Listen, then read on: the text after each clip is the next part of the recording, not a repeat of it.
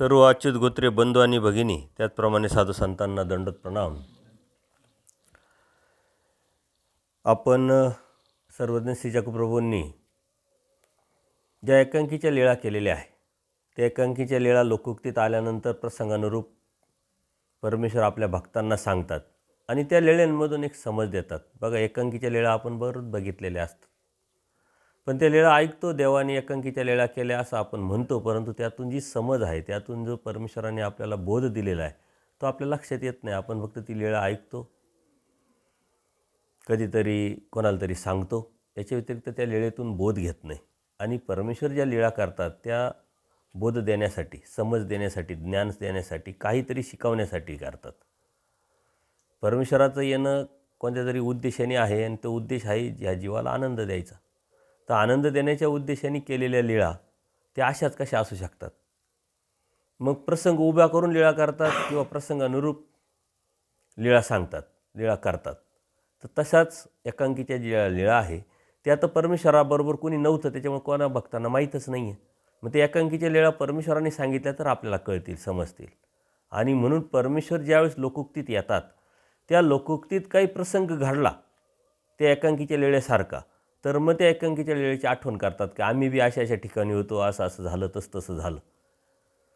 परमेश्वर अयोग्य जीवाला योग्य करण्यासाठी या पूर्ण महाराष्ट्रामध्ये भ्रमण करतात. आणि मग एकांकीच्या लीळेमधून आपल्याला एक लक्षात येतं की अनेक जे जीव आहे, तर त्यांना अयोग्य जीवाला योग्य करायचं आहे, त्यांच्याकडून भजन पूजन स्वीकारायचं आहे, तर परमेश्वर स्वतःहून जातात त्यांच्या घरी. त्या जीवाची कणव असेल, अधिकार असेल, त्या जीवाच्या अवस्थेनुसार, संस्कारानुसार ते परमेश्वराला विनंती करायचे आणि ते परमेश्वर त्यांच्या विनंतीला मान देऊन जायचे. मग त्यांचं भजन पूजन स्वीकारायचे. तेच जीवाला ज्ञान आणि प्रेमाचे पात्र केल्यानंतर पुढच्या आयुष्यामध्ये त्यांना परमेश्वर ज्ञान देणार, प्रेम देणार आणि प्राप्तीला घेऊन जाणार. आपणही असं कधीतरी एकांकीच्या लीळेमध्ये परमेश्वराच्या बरोबर कुठंतरी होतो आहे. तो संस्कार आपला असल्यामुळं आपण ती क्रिया केलेली आहे, कळत न कळत. म्हणजे ज्ञानी या भक्तीच्या ठिकाणी, परमेश्वराच्या अवताराच्या ठिकाणी, आणि तोच कळत न कळत केलेली क्रिया आपल्या फळाला येऊन आपल्याला बोध झालेला आहे. आणि त्या बोधाची किंमत आपण जर समजून घेतली तरच परमेश्वर प्राप्त होईल. आता परमेश्वर भ्रमण करत असताना मेहकरला बोनेबायांबरोबर आलेले आहे आणि मेहकरच्या अनेक वेळा आपण बघितल्या. आता पुढे जाऊन परमेश्वर रावसगावला येतात आणि रावसगावावरून आता पैठणला निघालेले. आता ह्या पैठणच्या लीळेपासून अलौकिक असं परमेश्वराचं स्वरूप, अलौकिक असं परमेश्वराचं जे कार्य आहे ते आपल्याला दिसणार आहे. कारण इथून लोकोक्ती परमेश्वराची खऱ्या अर्थाने सुरुवात होते. बाईसांना प्रेमदान दिल्यानंतरच परमेश्वर तत्त्वज्ञान सांगायला सुरुवात करतात. जो चालता बोलता देव परमेश्वर जो दुर्लभ आहे, तो आपल्याला इथं आज भेटणार आहे. म्हणून परमेश्वर आता या बोनेबायांबरोबर पैठणला आलेले आहे. पैठण हे सर्वात मोठं शहर आहे आणि त्या बोनेबायांना काळजी वाटते. आता परमेश्वराबरोबर राहत असताना परमेश्वर आहे हे त्यांना माहीत नाही, बोध नाही आहे. हे गोसावी आहे, आपल्याला ती जोडी आहे, आपण त्यांना जोडी आहे. आणि त्या बोनेबायांचा प्रवास कुठं चालला आहे? त्र्यंबकेश्वरला. तिथं काय आहे? सिंहस्थ आहे. म्हणजे ही सिंहस्थाची जी परंपरा आहे, लीळाचरित्रामध्ये त्याचा उल्लेख दिसतो. तेव्हापासून ही परंपरा चालत आलेली आहे. त्यावेळेस सिंहस्थ हे फक्त त्र्यंबकलाच भरत होतं. नंतरच्या काळामध्ये काय झालं की वैष्णव आणि शैव या साधू संतांमधील भांडणं झाले वर्चस्वाच्या अनुषंगाने, आणि ते भांडणं एवढे विकोपाला गेले, नंतर असे होऊ शकतं म्हणून प्रशासनाने त्याचे 2 भाग केले.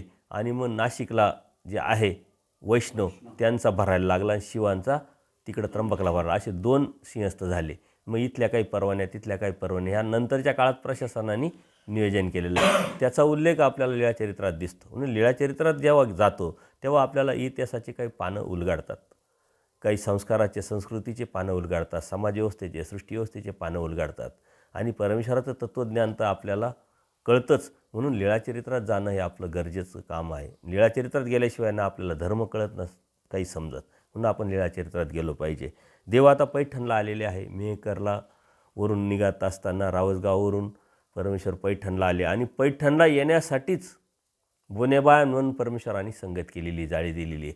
म्हणजे आता बोनेबायांच्या माध्यमातून, निमित्तातून बाईसांची भेट आणि बाईसांच्या निमित्तातून बोनेबायांबरोबर परमेश्वराने प्रवास केलेला आहे. निमित्त मानी जे परमेश्वर सांगतात ना, तर ही निमित्त कोण कोणाला कधी परमेश्वर करतील हे आपल्या सांगता येत नाही.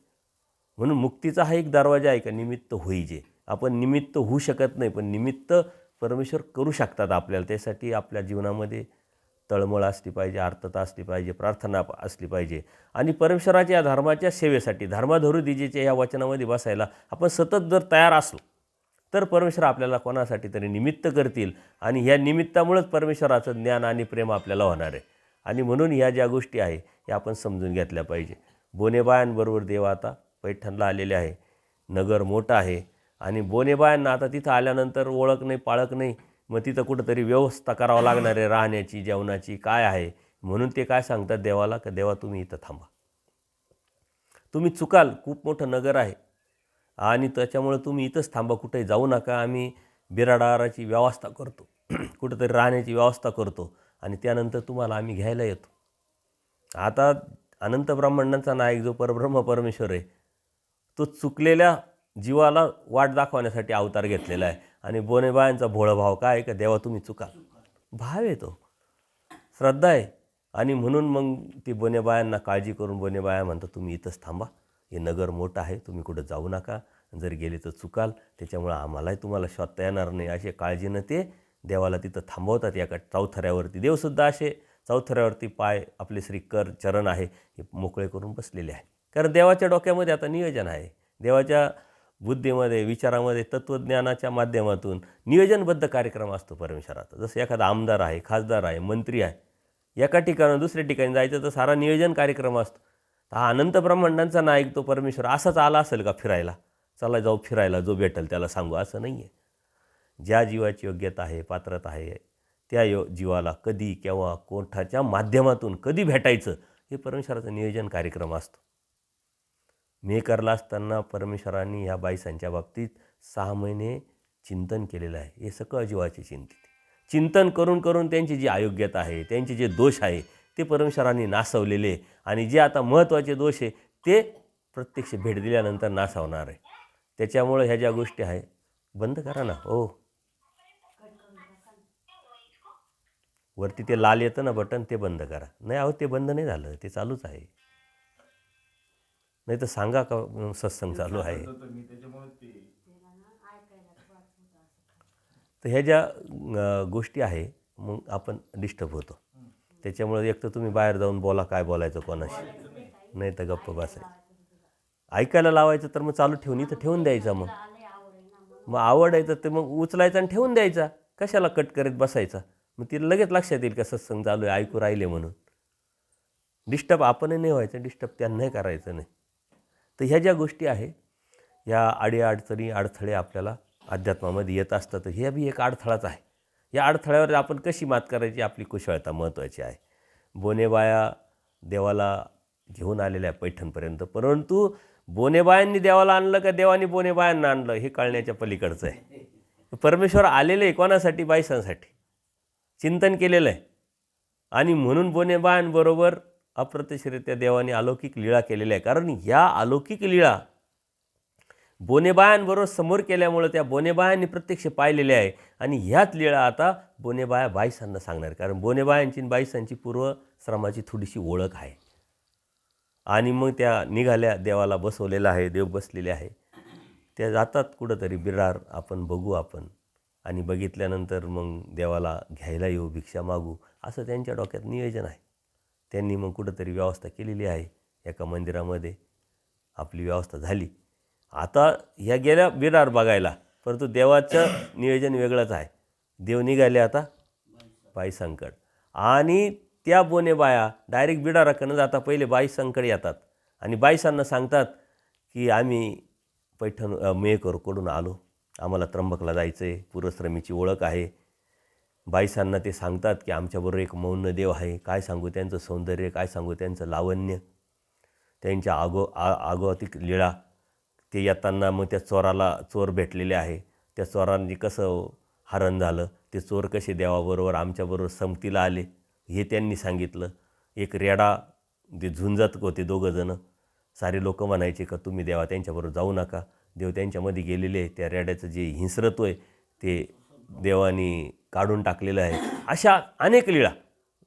गोकुळाष्टमीची लीळा आहे का आम्ही असं असं करत होतो आणि असं करण्याच्या नंतर आमच्या त्या मौनदेवाने आम्हाला असं असं सांगितलं आणि ते स्वतः श्रीकृष्ण महाराज झाले. हे कोण सांगतंय? बोनेबाया सांगताय. कोणाला सांगताय? बाईसांना सांगताय.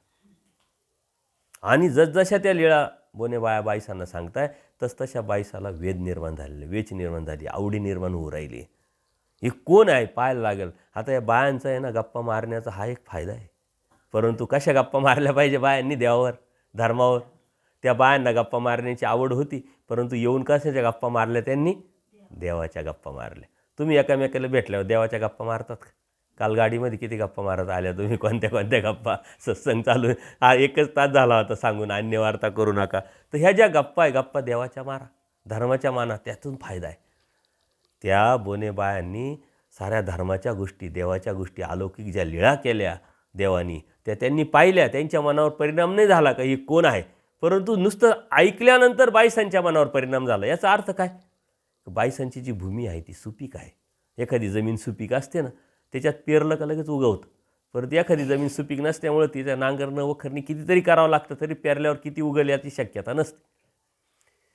ज्या प्रत्यक्ष लीळा त्यांनी पाहिल्या त्यांच्यावर परिणाम नाही झाला, त्यांना बोध नाही झाला, त्यांना परमेश्वर नाही समजला, त्या फक्त ऐकून बाईसांच्या मनामध्ये एक सत्व उत्पन्न झालं आणि त्यांची वेद निर्माण झाली.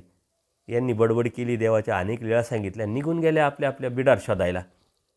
बाईसांचं मात्र डोकं चालू झालं. आता ते मौनदेवांना आम्ही कधी भेटणार?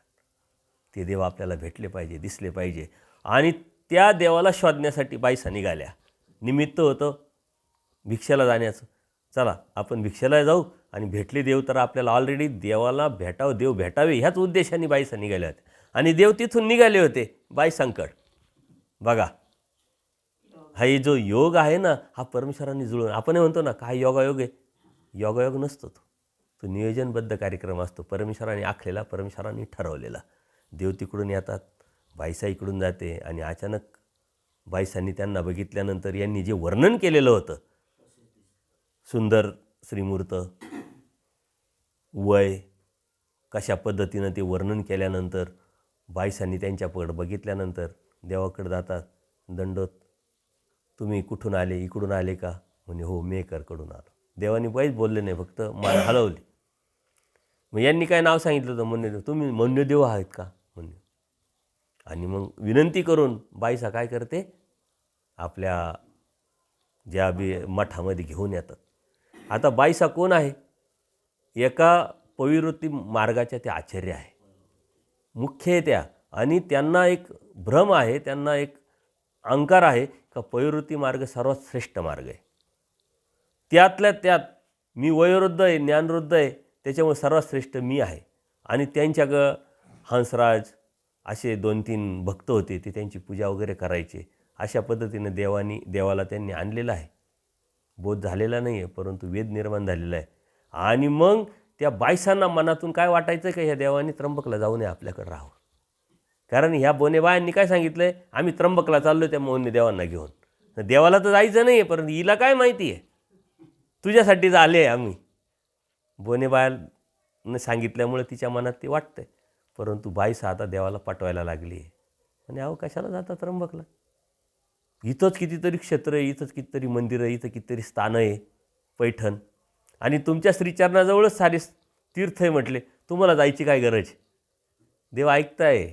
मनातले मनात देव विचार करत असतील, अगं भाई तुझ्यासाठी आलो, आम्हाला काही जायचं नाही आहे. परंतु तुझी उत्सुकता, तुझी अवस्था बदलल्याशिवाय आम्हाला जे तुम्हाला द्यायचं आहे ते बी देता येणार नाही. म्हणून देव ऐकताय. देवाला ती घेऊन येते. आणि देवाला आणल्यानंतर त्यांच्या लक्षात येतं का आपण ज्या देवासाठी बोलवायला गेलो, पाहायला गेलो, ते तर सहजासहजी आले आपल्याकडं. एखादी गोष्ट असते की आपल्याला मिळावं अशी वाटते आणि ती सहजासहजी भेटली, त्याची किंमत असते का? ती थोड्याशा त्रासानी, प्रयासानी, प्रयत्नांनी भेटली तर मग त्याची किंमत असते. आता सहजासहजी देव आलेले, कारण देव त्याच्यासाठी आलेले असल्यामुळं बाईसा घेऊन आल्या. बाईसांना आता त्याचं महत्त्व नाही. तिचा जो अहंकार आहे तो आता उफाळला आहे. ती उच्चासनावर बसली. पाय पुसणं, ते बाई देवाला बसायला लावलं. आता पाय पुसणं म्हणजे काय? आपण बारदान टाकतो पाय पुसायला. आजपर्यंत ह्या सृष्टीमध्ये किती असंस्कारिक माणूस असेल तरी पाय पुसण्याचं जे कपडा आहे तो कधी कोणाला बसायला टाकला असेल का? कोणी नसेल टाकला. परंतु हे सांगण्याचं तात्पर्य काय आहे? ही लीळाचरित्रामध्ये हा उल्लेख काय आला आहे की देवाला अपमानास्पदक वागणूक त्यांनी दिली. पायपुसण्यावर बसवणं म्हणजे अपमानास्पदक वागणूक दिली. वास्तविक तसं असेल तसं नसेल ती गोष्ट वेगळी, परंतु आपण बोलवायचं आणि त्यांना ज्या पद्धतीनं तो मान द्यायला पाहिजे. मग साधुसंत असतील, सोयरेधायरे असतील, नातेवाईक असतील, जे बी आपले येतो तर त्या पद्धतीनं आपण जर मान नाही दिला तर त्याला अपमान केल्यासारखाच आहे. येऊन जर पाहुणा बसला आणि तासभर झाले तरी त्याला चाय नाही पाणी नाही विचारलं तर मग त्याचा अपमानच केल्यासारखं आहे की नाही. मग त्याला लगेच लक्षात येतं आणि खटकतं, निघून जातो. पण देवाला निघून जायचं नव्हतं. तू पायपसण्यावर बसव, नाही तर मला खाऊ घाल, अगर नको खाऊ घालू, तुझ्यासाठीच मी आलेलो आहे. कारण ती योग्यता आहे ते बायसांची. बरं नुसतं पायपुसण्यावर बसायला दिलं का नाही, दुधी कारण त्यावेळेस काय भांडे कुंडे होते का?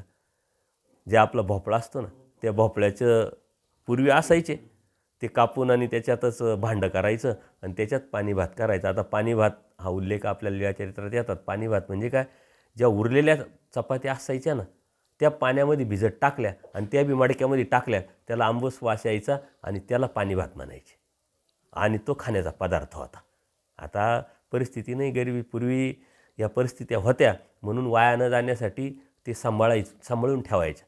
तर त्याचं ते खराब होत नव्हतं, परंतु ते मग आपल्याला कढीसारखं ते लागायचं. अशा पद्धतीनं तो त्या भोपळ्यामध्ये देवाला पाणी भात दिला.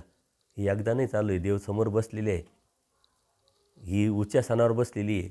तिचे जे शिष्य आहे ती तिची पूजा अर्चा करताय, परंतु हिची हिंमत नाही देवाच्या डोळ्याला डोळा द्यायची. देव बघायचे परंतु ती पाहत नव्हती. काहीतरी मनात खटकत होतं ना. आणि एक खटाकल्यामुळं 1 दिवस झाला, 2 दिवस झाले आणि इकडं ह्या ज्या बोने बाया आहे ना, यांनी बिडार पाहिलं, भिक्षा मागितली आणि गेले देवाला पाहायला. देव जागेवर नाही. देव जागेवर नाही आहे. मग देवाला शोधलं. देवाला शोधून देव सापडले नाही.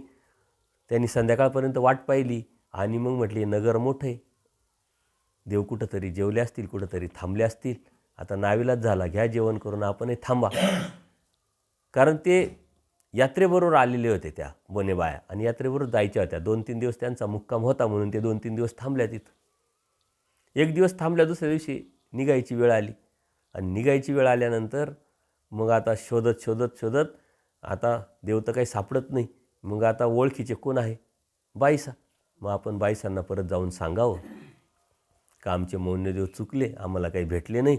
तुम्हाला जर भेटले तर त्यांची काळजी घ्या, त्यांना थांबवा, नाही तर तुम्ही त्र्यंबकला पाठवा.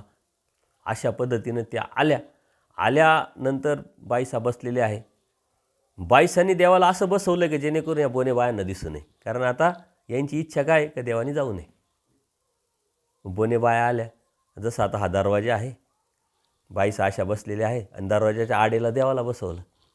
बाहेर वाहनं ठेवलेले आहे आणि त्या बोने बाया जेव्हा येतात तेव्हा त्या बाईसाला सांगतात, अहो आमचे मौन्यदेव चुकले म्हणले, आम्ही शोधले, ती इकडं दिसले का तुम्हाला, काही पाहिले? नाही म्हणे, आम्हाला काय पाहिलं नाही म्हणे. अहो म्हणे त्यांना कशाला शोधता आणि कशाला नेताय तुम्ही, त्यांच्या श्रीचरणाजवळच सारे तीर्थ आहे म्हटले.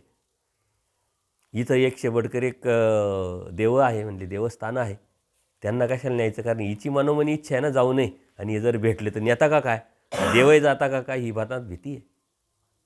आणि असं चालू असताना, ही चर्चा चालू असताना जे त्यांचे शिष्य होते बाईसांचे ते पाहत होते देव तर बसलेले आहे, ही विचारते ही तर सांगताय की बाबा नाही आहे. हसली ती. हसल्यानंतर त्या बोनेबायांचं लक्ष आलं की ही बाई का हसते. आणि मग ती चप्पल पाहते, वाहनं तर देवाच्याच दिसतात कारण त्यांनीच बनवून दिलेल्या होत्या ना, त्याच्यामुळे चप्पल दिसतात वाहनाचे, ही हसती आणि मग डोकवलं पाहिलं तर देव समोर.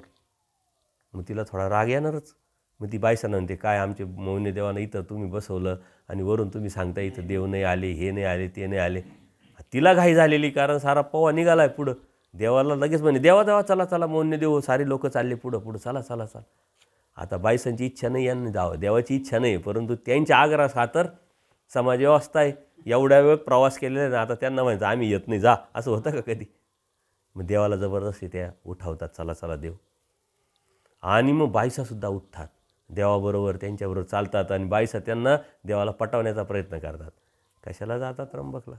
इथंच मंदिर आहे, तुमच्या श्रीचरणाजवळच सारे तीर्थ आहे, तुम्ही कशाला जायची गरज आहे? आणि त्या बोने बाया पुढं पटपट चालताय, देव त्याच्या पाठीमागं देवाच्या बरोबर बाईसा चालताय बोलताय आणि पुढं नदी येते, गोदावरी नदी. आता तिकडं गोदावरी नदीच्या ओलांडायच्या वेळेस ते बाया काय करतात की देव वाहनं काढतात, त्या वाहनं त्या बोने बाया उचलतात, देव पाण्यातून जातात आणि पायातून जे आपल्या श्रीचरणातून जे वाहनं उचलल्यानंतर पाण्यातून पुढं पटकन जायचं राहतं आणि मग देव यायच्या आत देवाला वाहनं द्यायच्या राहतात. परंतु नियम असा आहे का नदीतून गेल्यानंतर परत यायचं नसतं. देवाने नियोजन केलेलं राहतं. देवाने वाहनं काढल्या, पाण्यात घुसायचं फक्त नाटक केलं आणि ह्या बोने बायांनी काय केलं, वाहनं उचलल्या आणि पटपट नदीच्या पुढं गेल्या आणि देव मधूनच आता रिटर्न. बा मोन्य देव चला चला चला. आता त्यांना रिटर्न येता येत नाही आणि देवाला जायचं नाही आहे. मग देव काय म्हणतात, बाई आता आम्हाला थोडासा त्र्यंबक तुम्हीच घेऊन या, आम्ही काही येत नाही म्हटलं. बाईसांच्या मनासारखं झालं आहे, बाईसांना आनंद वाटला आहे आणि मग बाईसा देवाला घेऊन परत आपल्या बिडारावर येत आहे. बिडावर आल्यानंतर त्याच पद्धतीनं परत देवाला पायपुसण्यावर बसवणं, दुधी कारंड्यात भात देणं, पाणी भात देणं. 1 दिवस गेला, 2 दिवस गेला, 3 दिवस गेल्यानंतर मात्र तिला खटकतं आहे मनात काहीतरी आणि ते मनात खटकल्यानंतर बाईसाला देव श्री नजरेने श्री दृष्टीद्वारेच आपल्या त्यांना प्रेमदान देतात. नजरानजर होते आणि बाईसांना प्रेमदान झाल्याबरोबर तिला पश्चाताप येतो. त्या उच्च आसनावरून बाईसा उडी मारतात, पश्चाताप करतात, प्रायचित्त घेतात. देवा देवा आम्ही काय समजलं तुम्हाला, आम्ही तुमच्यासमोर उच्च आसनावर बसलो, दुःख करायला लागल्या आणि या दुःख करण्यातूनच मग देवाने त्यांना काय दिलेलं आहे, प्रेमदान दिलेलं आहे.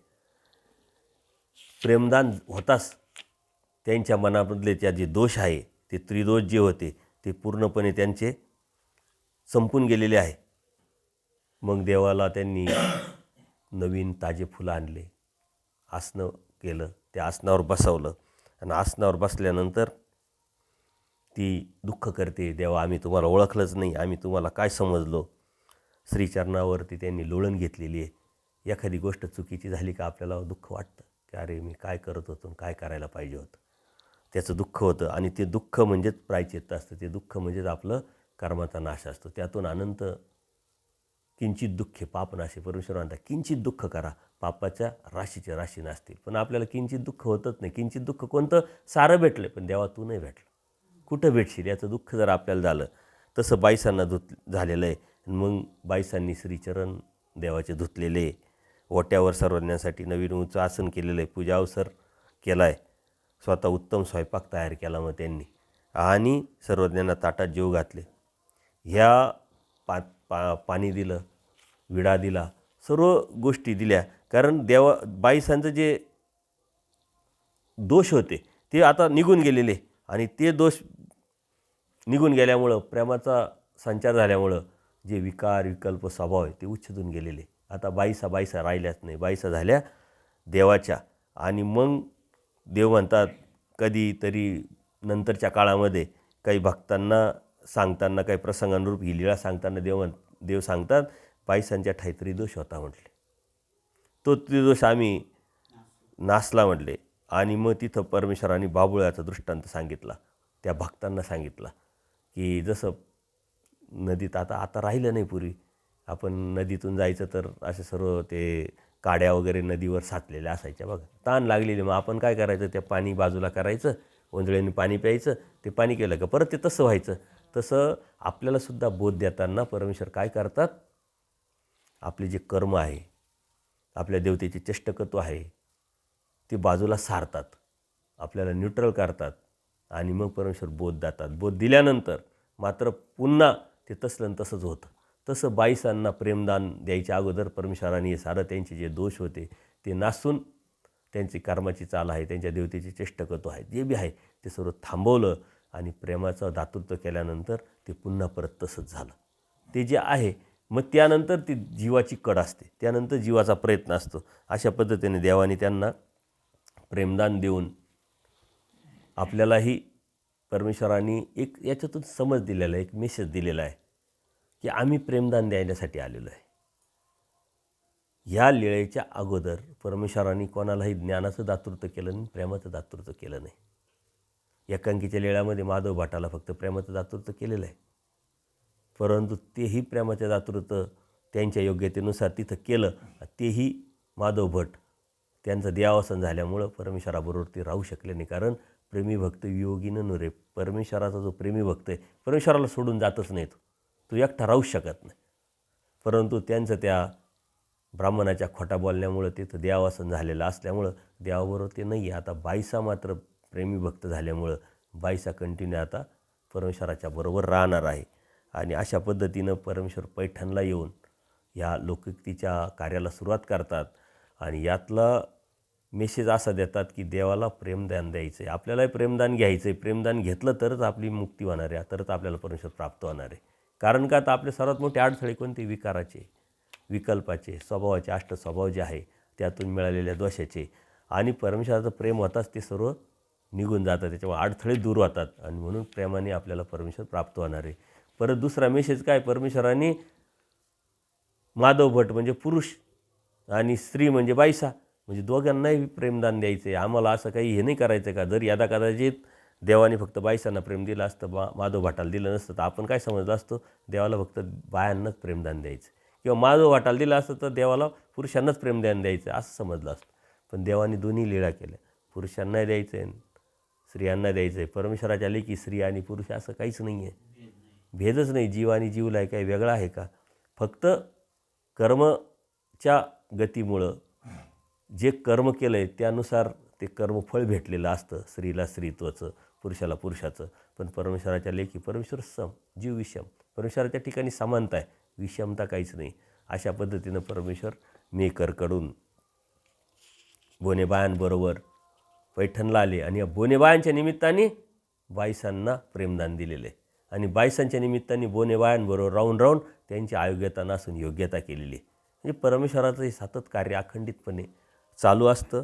आणि ते जे दोष होते बाईसांचे, तसेच आपल्यातले अनेक दोष आहे ते दूर होण्यासाठी आपल्यालाही परमेश्वराच्या सांगितलेल्या तत्वावरती जर चालायला लागलो, परमेश्वराच्या सांगितल्याप्रमाणे जर राहिलो, तर आपल्यातले दोष आपण परमेश्वरच काढून आपल्याला प्रेमदान देतील.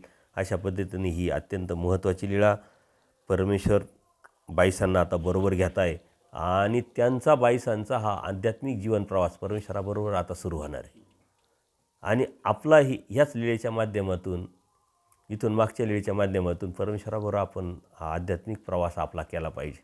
कारण परमेश्वराने काय सांगितले? तुम्हाला वचनरूपी गोविंदाचं सन्निधान, वचनात राहणं, आज्ञेत राहणं म्हणजे देवाच्या सन्निधानात राहणं. देवाच्या सन्निधानात राहणं म्हणजे देवाबरोबर आपला आध्यात्मिक प्रवास करणं. आपण वेगळं समजतो, परमेश्वराला वेगळं समजतो, अध्यात्माला वेगळं समजतो, आपलं अस्तित्व वेगळं आपण मानतो. पण आपलं अस्तित्व वेगळं न मानता परमेश्वराचे आपण आहोत आणि त्या परमेश्वराबरोबर आपण आता आपला प्रवास करतो आहे असं जर समजलं तर नक्कीच परमेश्वर आपल्याला एक विशिष्ट ध्येयापर्यंत घेऊन जातील आणि त्या परमेश्वराला प्राप्त आपण करू शकू. अन्यथा जर आपण आपलं करत राहिलो तर जीवामध्ये तेवढी योग्यता नाही, अधिकार नाही, पात्रता नाही. आपल्याला परमेश्वराबरोबर जावं लागेल. परमेश्वराबरोबर चालणं, परमेश्वराबरोबर जाणं म्हणजे परमेश्वराने सांगितलेल्या तत्त्वज्ञानावरती चालणं आहे. आणि त्याच्या व्यतिरिक्त आपण ठरवलं की आपण परमेश्वराला प्राप्त करू, तर आपण परमेश्वराला प्राप्त करू शकत नाही. कारण तेवढी योग्यता या जीवामध्ये नसते. आपल्याला परमेश्वराबरोबर चालावं लागतं आणि परमेश्वराबरोबरच राहावं लागतं आणि परमेश्वराने सांगितलेलंच करावं लागतं. तेव्हाच परमेश्वर आपल्याला भेटू शकतो. आणि या लीळेंमधून आपण हाच समज घेऊन परमेश्वराबरोबर राहण्यासाठी, आध्यात्मिक प्रवास करण्यासाठी या लीळा समजून घेऊन त्या पद्धतीनं वागलो तर परमेश्वर आपल्याला भेटेल. सर्वज्ञ श्री चक्रधर स्वामी दंडवत हो.